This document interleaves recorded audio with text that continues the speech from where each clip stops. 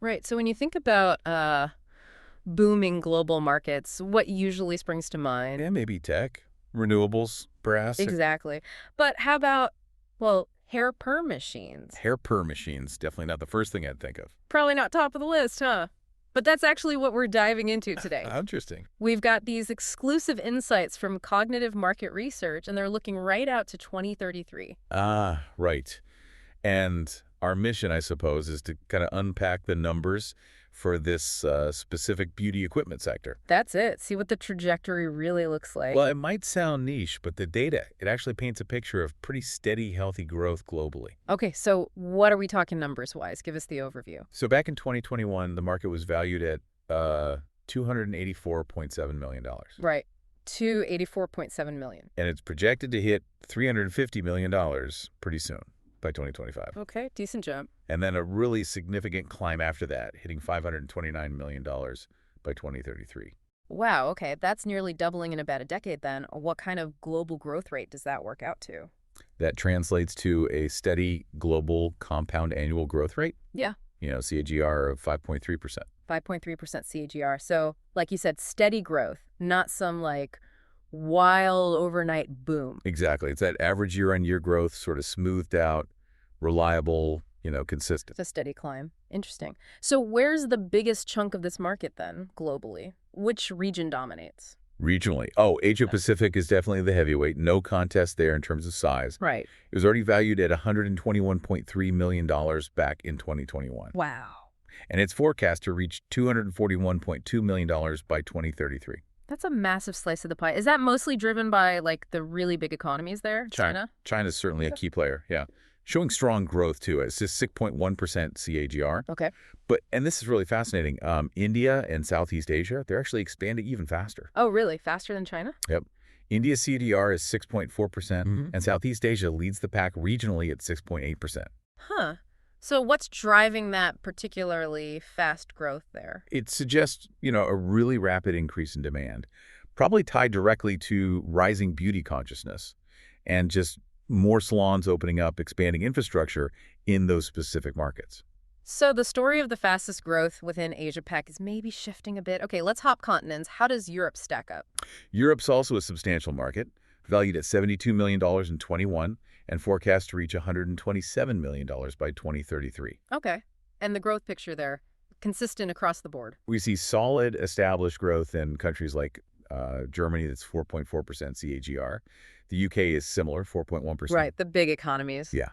But then you look a bit closer, and Spain, for instance, is growing faster, 5.4% CAGR. Hmm. And the broader rest of Europe category, that actually shows the highest growth on the continent, a remarkable 6.9% CAGR. Wow, nearly 7%. So potentially some less saturated markets or areas with really rapid adoption. That's likely what it points to, yeah, emerging opportunities. Okay, turning to North America now, what's the picture there? North America is another strong region, absolutely.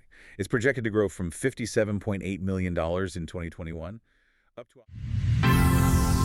This audio was created with Podcastle.ai. grow from $57.8 million in 2021 up to $107.9 million by 2033. And the U.S. market within that, still the giant. The U.S. is the largest component, yeah, showing steady growth, about 4.9% CAGR.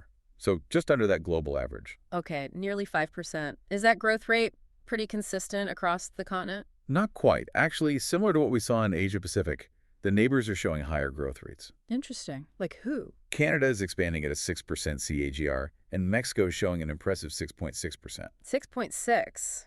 Wow. So again, the largest market isn't necessarily the fastest growing one. Precisely. It highlights dynamism across the region. Got it. And just quickly, to sort of complete the world map, South America, Middle East, and Africa. Any highlights? Yeah, South America sees, consistent, moderate growth overall. Brazil is leading the way there, setting a healthy pace. Okay. And in the Middle East and Africa, you see markets like Egypt with a notable CAGR, 5.4%. And others, like Turkey, the rest of the Middle East, they're showing more gradual, but still steady increases. It all contributes to that overall global 5.3% figure we mentioned. Right. So pulling it all together then, what are the fundamental things driving this consistent growth pretty much everywhere, from Southeast Asia to Spain to Mexico? Well, the report points to several key factors that seem to resonate across all these different regions. Like what? First, just this general trend of rising global beauty consciousness. It sounds straightforward, but people everywhere are increasingly investing in their appearance. Makes sense. More demand for services. Exactly. Second, the continued expansion and sort of professionalization of hair salons. They're the primary users of these machines, after all. Right. More salons need more equipment. And crucially, I think, is the integration of technology into these devices. Ah, okay. Tell me more about that. Well, modern perm machines aren't just basic heaters anymore, right? They incorporate really precise temperature control, timing functions, different settings for wave patterns. Making the treatments better. Safer. Better, safer, much more consistent. Plus, it allows stylists to offer a wider variety of styles, things they couldn't do easily before. So that makes the service more appealing to both the stylists and their clients. And that directly fuels demand for the newer machines. That makes perfect sense. So it's not just more salons, but salons offering kind of upgraded, tech-enabled services. That's a great way to summarize it, yeah. Okay. So, wrapping up. Yeah, so while it might sound like a really specific niche product, the global hair perm machine market is clearly forecast for substantial, steady growth over the next decade. It's kind of a quiet powerhouse, you could say, propelled by these fundamental shifts in beauty trends, salon infrastructure, and definitely technology worldwide. It really is a testament to how even these very specific product categories can be surprisingly dynamic, driven by these broader trends. It absolutely is. Which I guess raises an interesting final thought for you, the listener, considering the impact of technology integration specifically in this beauty equipment market. What other seemingly small or maybe traditional beauty or personal care sectors might be seeing similar quiet transformations, driven by new tech that we might not immediately think about? That's a really interesting question to ponder. What's next? Something to mull over. Okay, let's unpack this. When you think about perms, you probably think, well, maybe something firmly stuck in the past. Totally, like big 80s hair, maybe. Exactly. But our source material for this deep dive, it's insights pulled straight from Hair Perm Machine Market Trends and Analysis. It actually suggests they're making a comeback, a modern one. So our mission today, specifically for you listening, is to really dive into this report, figure out what's driving this, the tech involved, the challenges too, and the cool innovations shaping things now. And what's really fascinating here, I think, isn't just some retro fashion thing repeating itself. Right. The analysis shows it's more about fundamental shifts in how we're all approaching personal grooming. Okay. People are prioritizing appearance, sure, but also efficiency. And the tech in the beauty world is, well, it's adapting to meet those needs. That makes a lot of sense. So one key thing the report highlights is this rising demand for personal grooming isn't just looking good day to day. It's about investing in solutions that, last, and that's boosting the need for proper professional. This audio was created with Podcastle.ai. Last, and that's boosting the need for proper professional tools in salons. Machines that give consistent results, but also handle the risks, like hair damage. Exactly. And that connects straight into the growing popularity of semi-permanent hairstyles. Ah, okay. The source points out people want to spend less time styling every single morning. And with textured looks being pretty trendy right now. Yeah, they are. A modern perm offers that set it and forget it vibe, or at least cuts down the effort quite a bit. And the new tech means much more customized looks than, the old days. What I found really interesting in the report was how this trend is also pushing into the at-home market. Right. So while salons expanding is part of it, there's also these more sophisticated home devices coming out. Things with precise digital controls, temperature settings. Yeah, bringing that salon-level stuff home. Kind of crazy. It definitely speaks to accessibility and convenience, which the source notes. But, and this is crucial, we have to look at the challenges the report flags up. Okay, what are they? The biggest one, no surprise really, is still the risk of hair damage. Ah, yeah. Even with better tech, if the process isn't done right, whether it's the machine settings or the chemicals, that worry is still there for people. It's a real hurdle for growth. Yeah, that potential damage is understandably a huge factor. The report also mentions the cost, right?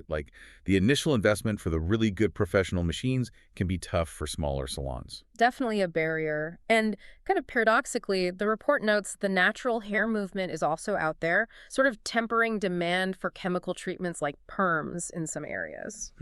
Interesting tension there. It really is. But the analysis shows innovation is trying to tackle some of this head on. How so? Well, what stands out is how the new machine tech is really focusing on improving safety and convenience. Like those digital controls and timers you mentioned. Seems simple, but vital. Absolutely critical. They minimize human error, ensure processing times and temperatures are consistent, safer. And the report points to portable models, even wireless ones launching. Wow, wireless. Imagine the flexibility that gives stylists, or even at home. Totally. And importantly, it's trying to align with broader consumer values, too. The industry is integrating compatibility with, like, eco-friendly and gentler chemical solutions. Okay, so connecting to clean beauty. Exactly. The source talks about machines designed for organic or ammonia-free perming products, linking this whole market segment to that trend. Okay, so let's quickly recap for you based on what's in the report. The perm machine market comeback seems powered by us wanting efficient, lasting, grooming, textured styles. Enabled by tech like digital controls, portability, even reaching into the home. But big challenges remain. Hair damage risk, cost, and that competing natural hair trend. Right. Yet innovation's pushing hard on safety, convenience, and that compatibility with gentler, eco-friendly stuff. This deep dive really shows how tech is reshaping even familiar beauty stuff, reflecting, our modern priorities, saving time, but still getting the look we want. It's a clear reflection of evolving needs, definitely. So here's a thought to leave you with. As these machines get safer and more aligned with those eco-friendly, maybe gentler chemical options mentioned in the source, how might that shift things? Consumer trust in chemical styling versus the pull of the natural hair movement, something to think about. This audio was created with Podcastle.ai